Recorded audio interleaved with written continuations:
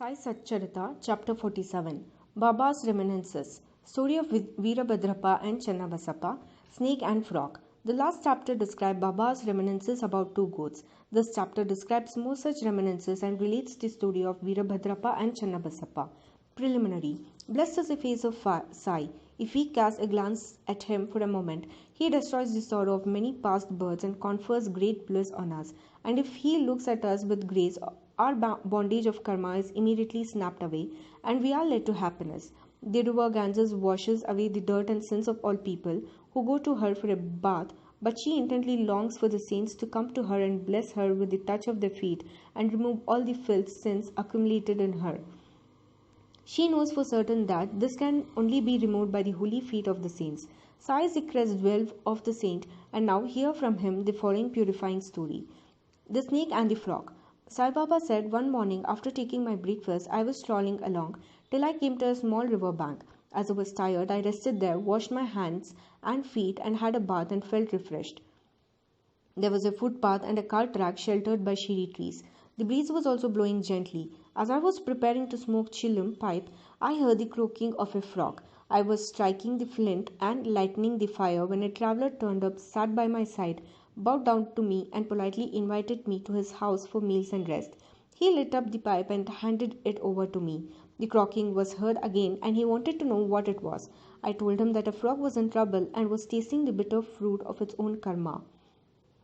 We have to reap now the fruit of what we sowed in our past life, and there is no use crying about it now.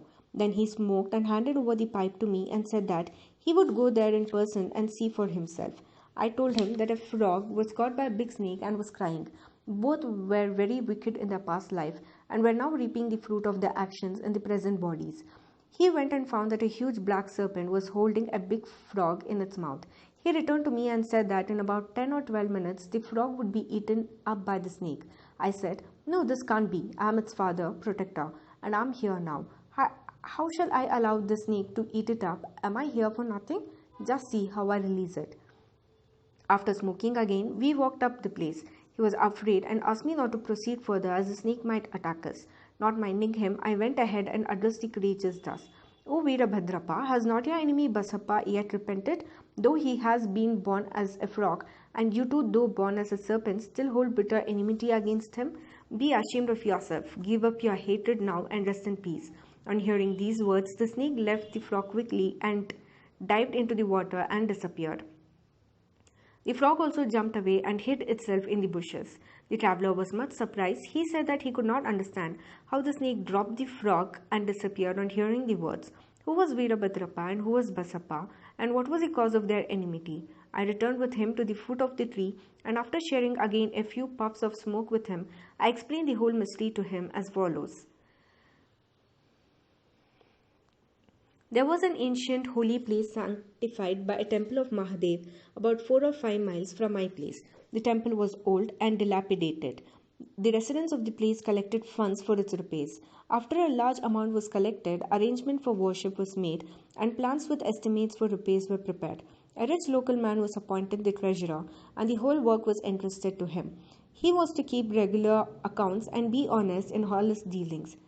He was a first-class miser and spent very little for the repairs, which consequently made very little progress. He spent all the funds, swallowed some amount himself, and spent nothing from his pocket.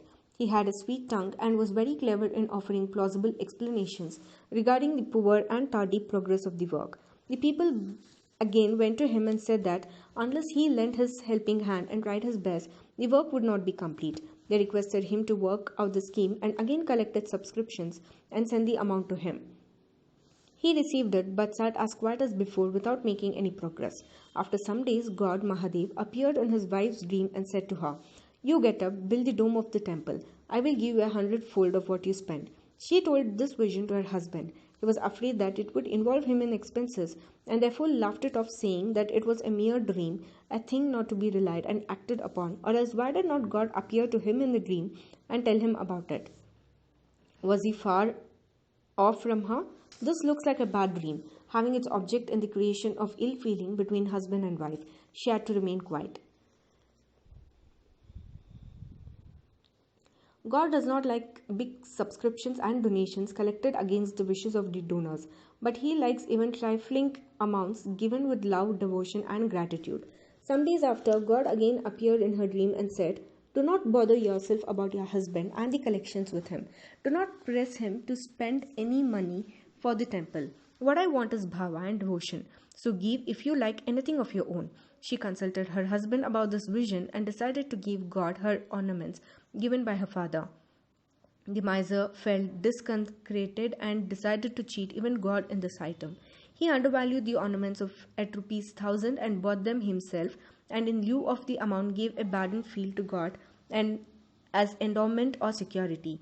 The wife agreed to this. The field or land was not his own. It belonged to one poor woman named Dabuki, who mortgaged to him for rupees 200. She was not able to redeem it for long, so the cunning miser cheated all, his wife, Dubaki, and even God. The land was sterile, uncultivated, and worth nothing, and yielded nothing, even in the best season. Thus ended this transaction, and the land was given in the possession of the poor priest, who was pleased with the endowment. Some time later, strange things happened. There was a terrific storm and heavy downpour. Lightning struck the house of the miser when he and his wife both died. Dubaki also breathed her last. In the next life, the rich miser was born at Mathura in a Brahmin family and was named Veerabhadrappa. His devout wife was born as the daughter of the priest of the temple and was named Gaudi. The woman Dubaki, the mortgager, was born as a maid in the family of the Gaurav attendant of the temple and was named Channabasappa. The priest was a friend of mine. He often came to me, chatted and smoked with me. His daughter Gauri was also devoted to me. She was growing fast and her father was seeking a good husband for her. I told him not to worry about this as the bridegroom himself would come seeking her. Then there came a poor boy named Veerabhadrappa wandering and begging his bread to the priest's house. With my consent, Gauri was given in marriage to him. He was also devoted to me initially as I recommended his marriage with Gauri, but later became miser. Even in this new life, he was hankering after money and asked me to help him to get it as he was leading a married man's life. Strange things happened. There was a sudden rise in prices.